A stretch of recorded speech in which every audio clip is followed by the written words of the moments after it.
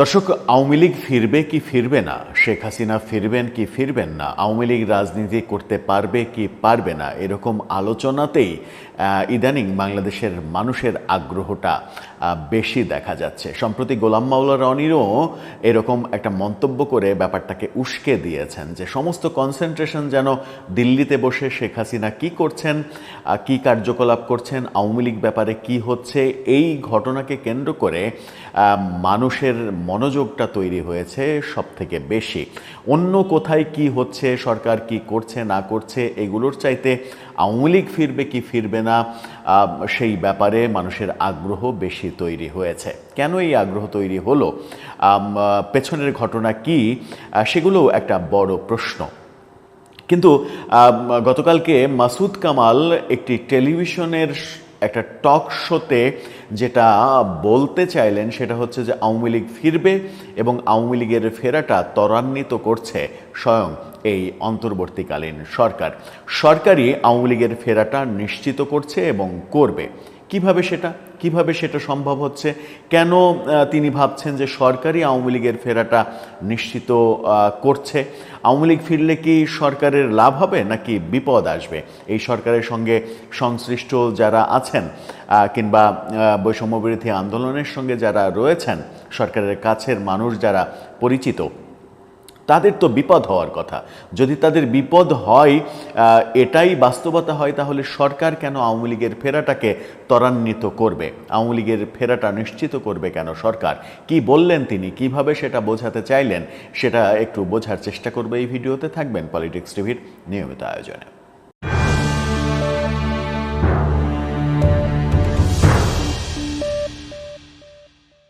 দর্শক, বলছিলাম যে আওয়ামী লীগের ফেরাটা ত্বরান্বিত করছে স্বয়ং অন্তর্বর্তীকালীন সরকার এবং বেশিরভাগ ক্ষেত্রেই প্রধান উপদেষ্টা প্রফেসর ইউনূস স্বয়ং নিজেই, এবং সরকারের বিভিন্ন কার্যকলাপ আওয়ামী লীগের ফেরাটা ত্বরান্বিত করছে। গতকালকে এসএ টিভির একটা টক শোতে সাংবাদিক মাসুদ কামাল এমন মন্তব্য করেছেন। তিনি যেটা বলতে চাইলেন মূলত মোদ্দা কথা, হয়তো তিনি ক্ষোভের বশেই এই কথাটা বলেছেন। কি বলতে চাইলেন? কথায় যুক্তি রয়েছে। কথাটা গ্রহণযোগ্য কি অগ্রহণযোগ্য সেটা বলতে চাইছি না, কিন্তু তার কথাটাই যুক্তি রয়েছে। যুক্তিটা কি তিনি বলতে চাইলেন সেটা হচ্ছে যে বৈষম্যবিরোধী আন্দোলনের পর, অর্থাৎ শেখ হাসিনা সরকারের পতনের পর তার নিশ্চিত ধারণা ছিল শেখ হাসিনা আর এদেশে ফিরতে পারবেন না। তার যে বিভিন্ন অপরাধমূলক কর্মকাণ্ড যে সঙ্গীরা করেছে, তার সরকারের বিভিন্ন স্টেক হোল্ডার, তারা যে বিদেশে পালিয়ে গেছেন, তারা আর কখনো বাংলাদেশে ফিরতে পারবে না, বাংলাদেশে রাজনীতি করতে পারবে না। এবং আওয়ামী লীগের ফেরা ব্যাপারেও একটা বড় সংশয় ছিল আমার মনে, যে আওয়ামী লীগের ফেরাটাও এদেশের রাজনীতিতে অনেক বেশি কঠিন হবে। কিন্তু এই মুহূর্তে এসে 13 মাস 14 মাস পরে এসে এখন আমার একটা নিশ্চিত ধারণা হয়েছে এবং আগের ধারণাটা পাল্টে গেছে। এখন আমার মনে হয় যে আওয়ামী লীগ ফিরবে, শেখ হাসিনা ফিরবেন, আওয়ামী লীগ ফিরে রাজনীতি করবে এবং বহাল তবিয়তে রাজনীতি করবে এবং তারা ক্ষমতাসীনও হতে পারে। কেন সেটা তিনি মনে করছেন? তিনি মনে করছেন যে আওয়ামী লীগের ফেরাটা ত্বরান্বিত করছে সরকার স্বয়ং, অর্থাৎ এই অন্তর্বর্তীকালীন সরকারই আওয়ামী লীগের ফেরাটাকে নিশ্চিত করছে, ত্বরান্বিত করছে। কিভাবে? সরকারের নানা ধরনের কার্যক্রম, এবং তিনি বলছেন সরকারের কার্যক্রম এবং সরকারের নানা ধরনের ব্যর্থতা আওয়ামী লীগের ফেরাটাকে ত্বরান্বিত করছে। তিনি যেটা বলতে চাইলেন সেটা হচ্ছে যে প্রধান উপদেষ্টা আমেরিকা সফরে যে সাক্ষাৎকারটা দিয়েছেন আল জাজিরার সাংবাদিকের কাছে, সেই সাক্ষাৎকারে তিনি কি বলছেন? তিনি যে সকল কথাগুলো বলছেন সেই কথাগুলো এক ধরনের কনফিউজিং কথাবার্তা। যেমন তিনি বলেছেন যে আওয়ামী লীগের লাখ লাখ সমর্থক আছে, এটা তিনি মনে করেন না, এবং তিনি মনে করেন যে আওয়ামী লীগের যারা সমর্থক বলে মনে করেন আপনারা, সেটা আওয়ামী লীগের ভয়ে সমর্থন করত। এই কথাটা তিনি বলেছেন। অর্থাৎ আওয়ামী লীগের সমর্থক যাদেরকে মনে হয়, তারা মূলত আওয়ামী লীগ লীগকে কেন্দ্র করে আতঙ্কের কারণে আওয়ামী লীগের ভয়ে সমর্থন করত। এই যে কথাটা বললেন মাসুদ কামাল বলছেন যে প্রফেসর ইউনূস এই যে কথাটা বললেন এই কথাটা একেবারেই সত্য কথা নয়। ভয়ে কেউ কাউকে সমর্থন করে না, ভয় পায়, কখনো কখনো হয়তো ভয় পায়, কখনো কখনো হয়তো ভয় পেয়ে কিছু কর্মকাণ্ড করে, কিন্তু ভয় পেয়ে কেউ কাউকে সমর্থন করে না।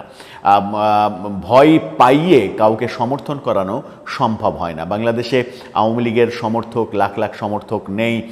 এই যে অদ্ভুতরে মন্তব্য, এই মন্তব্যটাও আওয়ামী লীগের ফেরার পক্ষে একটা বড় সহায়ক শক্তি হিসেবে কাজ করবে, তেমনটা তিনি বোঝাতে চাইলেন।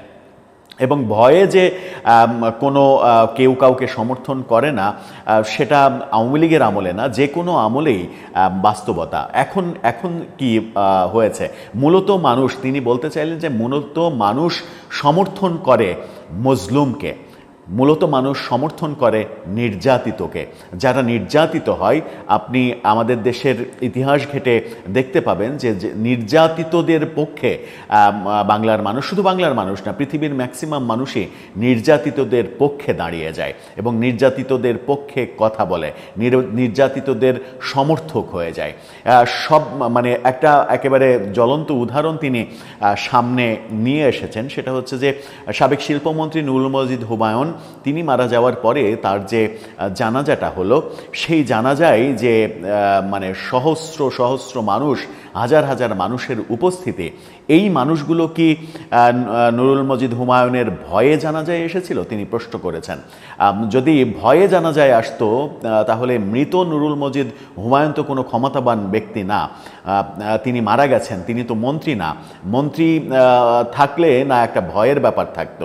আবার তিনি বলেছেন যে তিনি মন্ত্রী থাকা অবস্থায় যদি মারা যেতেন তাহলে আমার মনে হয় না যে এত মানুষ তার জানাজায় আসতো। এই যে মানে মানুষ, হাজার হাজার মানুষ, কেউ বলছে লক্ষাধিক মানুষের আগমন হলো, এই আগমনটা হলো কেন? এই আগমনটা ত্বরান্বিত করলো সরকার। কিভাবে সরকার ত্বরান্বিত করলো? নুরুল মজিদ হুমায়ুন সম্পর্কে যে খবরগুলো সামাজিক যোগাযোগ মাধ্যমে, গণমাধ্যমে ছড়িয়ে পড়েছিল যে হাসপাতালেও তাকে যে হ্যান্ডকাপ পরানো, সেই হ্যান্ডকাপ পরিয়ে দড়ি দিয়ে বেঁধে রাখা হয়েছিল, হাসপাতালের বেডে শুয়ে আছেন, হাসপাতালের বেডে চিকিৎসা দিচ্ছেন, তাকে হ্যান্ডকাপ পরিয়ে রাখা, এটা এর আগেও সমালোচিত হয়েছে, আগের সরকার, তার আগের সরকার, বিভিন্নভাবে সমালোচিত হয়েছে। এই যে কর্মকাণ্ড, একটা অসুস্থ মানুষকে আপনি চিকিৎসা দিচ্ছেন সেটাও হ্যান্ডকাপ পরিয়ে, এটা প্রমাণ করে যে আপনি এক ধরনের জুলুম করছেন, আপনি এক ধরনের নির্যাতন করছেন। জনগণ কখনো জুলুমবাজ এবং নির্যাতনকারীদের পক্ষে দাঁড়ায় না। তার প্রমাণ ছিল গত বছর 5 আগস্ট শেখ হাসিনা সরকারের পতন। তারা জুলুম করেছিল, নির্যাতন করেছিল, তার বিপক্ষে জনগণের অবস্থান ছিল। কিন্তু 1 বছর যেতে না যেতেই পরিস্থিতি পাল্টে গেছে। এখন জনগণ মনে করছে এবং জনগণ বিভিন্ন খবরের প্রেক্ষিতে এটা ডিটারমাইন্ড হয়ে যাচ্ছে যে এই সরকারও মানে আওয়ামী লীগের উপরে জুলুম করছে, নির্যাতন করছে। নুরুল মজিদ হুমায়ুনের হ্যান্ডকাপ পরিহিত হাসপাতালের বেডের ছবি, কেউ কেউ বলছেন যে মারা যাওয়ার ক্ষণেও, মারা যাওয়ার সময়ও তার হাতে হ্যান্ডকাপ পরানো ছিল। এই যে খবরটা ছড়িয়ে পড়ল, তাতে জনগণের কাছে একটা মেসেজ গেল যে সরকার নুরুল মজিদ হুমায়ুনের উপরে নির্যাতন চালিয়েছে। এই যে নির্যাতন চালানো, নির্যাতিত নুরুল মজিদ হুমায়ুন এবং নির্যাতনের ফলে একজন মানুষের মৃত্যু, সেই কারণে তার জানাজায় মানুষের ঢল নামলো। এটা এই ব্যাপারগুলো, এরকম অনেক ব্যাপার, তিনি বলেছেন যে এরকম সরকারের অনেক কর্মকাণ্ড, অনেক কিছু মানুষকে এখন নতুন করে উৎসাহিত করছে আওয়ামী লীগের পক্ষে অবস্থান নেওয়া কিংবা আওয়ামী লীগকে মৌন সমর্থন দেওয়া। এটা যদি অব্যাহত থাকে তাহলে আওয়ামী লীগ জনগণের সমর্থন নিয়ে ফিরে আসার সুযোগ পেয়ে যাবে এবং সেই সুযোগ সৃষ্টি হবে। তিনি যুক্তি হিসেবে যেটা বলছেন যে গত 1 বছর 13 মাসে সরকারের যে কর্মকাণ্ড, সেই কর্মকাণ্ডে জনগণের মধ্যে একটা মেসেজ গিয়েছে যে এই সরকারও নির্যাতন জুলুম করছে। যদি নির্যাতন জুলুম করে তাহলে জনগণের সমর্থন, জনগণের অবস্থান নির্যাতিত ব্যক্তি কিংবা নির্যাতিত গোষ্ঠীর পক্ষে হয়ে যাবে, যারা নির্যাতিত হয়েছে তাদের পক্ষে হয়ে যাবে, যারা নির্যাতন করছে তাদের বিপক্ষে হয়ে যাবে। তার মানে পরিস্থিতি পাল্টাতে শুরু করেছে এবং এই পরিবর্তিত পরিস্থিতিতে আওয়ামী লীগের ফিরে আসাটা অনেক বেশি সহজ হবে এবং আওয়ামী লীগের এই ফিরে আসার প্রেক্ষাপটটা রচনা করছে স্বয়ং এই সরকার এবং সরকারের উপদেষ্টারা এবং প্রধান উপদেষ্টাও কোনো কোনো ক্ষেত্রে। এই যুক্তি মাসুদ কামাল উপস্থাপন করলেন। দর্শক, এই যুক্তি যখন সাংবাদিক মাসুদ কামাল উপস্থাপন করলেন তখন আপনার কি মনে হয় যে মনে হয় না যে তার কথায় যুক্তি আছে? তিনি সত্য বলছেন নাকি মিথ্যা বলছেন? তার কথাটা সত্য হবে নাকি মিথ্যা হবে? সরকার সত্যিই জুলুম করছে কি করছে না সেটা ভিন্ন ব্যাপার, সেটা বিভিন্ন প্রমাণ সাপেক্ষ ব্যাপার, সেই বিতর্কে যাব না। কিন্তু মাসুদ কামাল যে যুক্তিটা দিচ্ছেন, আমি যদি ফিলিস্তিনের কথা বলি, আমি যদি গাজার কথা বলি, গাজা অভিমুখে যে প্রায় 50টি জাহাজের ত্রাণ সহায়তার অভিযান ছিল, সারা বিশ্বের মানুষ সেটার পক্ষে অবস্থান নিয়েছিল, কিন্তু ইসরায়েলি কর্তৃপক্ষ কি করলো? সেই জাহাজগুলোকে সমুদ্রেই আটকে দিল এবং জাহাজগুলো আটকে দিয়ে ইসরায়েলে নিয়ে গেল, প্রায় সবাইকে গ্রেপ্তার করে তারা ইসরায়েলে নিয়ে গেল। অর্থাৎ ইসরায়েল ত্রাণ সহায়তা দেওয়ার ক্ষেত্রেও নতুন করে জুলুম তৈরি করলো। তাতে করে ইসরায়েলের সমর্থন আরও কমে গেল এবং গাজার প্রতি, ফিলিস্তিনের জনগণের প্রতি মানুষের সমর্থন, মানুষের আবেগ ভালোবাসা আরও বেশি বেড়ে গেল। এবং বাংলাদেশের মানুষও গতকালকেও আমরা দেখেছি যে বিভিন্ন গোষ্ঠী দল তারা গাজার পক্ষে, ইসরায়েলের বিপক্ষে মিছিল করেছে রাজধানীতে। এই যে অবস্থান, অর্থাৎ মজলুমের পক্ষে অবস্থান, যারা নির্যাতিত হয়, জুলুমের শিকার হয়, তাদের পক্ষে জনগণের অবস্থান, জনগণের ভোট, জনগণের কণ্ঠ, এগুলো আজীবনী, পৃথিবীর ইতিহাস বলে যে আজীবনী সেটা হয়, জনগণ মজলুমের পক্ষে দাঁড়ায়। সেই উদাহরণটা তিনি দেওয়ার চেষ্টা করলেন। এটা তো এই যুক্তিটা অন্তত কোনোভাবেই মিথ্যা বলে পাশ কাটিয়ে যাওয়ার কোনো উপায় নেই। শুধুমাত্র এটা প্রমাণের অপশন রয়েছে যে এই সরকার, ইন্টারিম গভর্নমেন্ট, তারা নির্যাতন করছে কিনা, জুলুম করছে কিনা, এবং সেই জুলুম এবং নির্যাতনের টার্গেটটা শুধুমাত্র আওয়ামী লীগ হচ্ছে কিনা।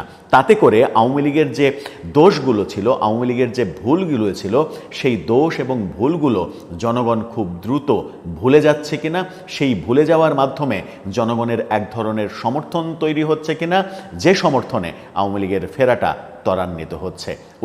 ওই কারণেই মাসুদ কামাল বলার চেষ্টা করলেন যে আমি একসময় মনে করতাম আওয়ামী লীগ আর ফিরবে না, শেখ হাসিনা আর ফিরবে না, তাদের ফেরাটা সম্ভব হবে না, যেসব নেতারা পালিয়ে গেছে তারা আর এদেশে ফিরতে পারবে না। কিন্তু এখন প্রেক্ষাপট চেঞ্জ হয়ে গেছে, এখন মনে হচ্ছে তাদের ফেরাটা সরকারই ত্বরান্বিত করছে। দর্শক, আপনার মন্তব্য জানিয়ে লিখতে পারেন আমাদের কমেন্ট বক্সে।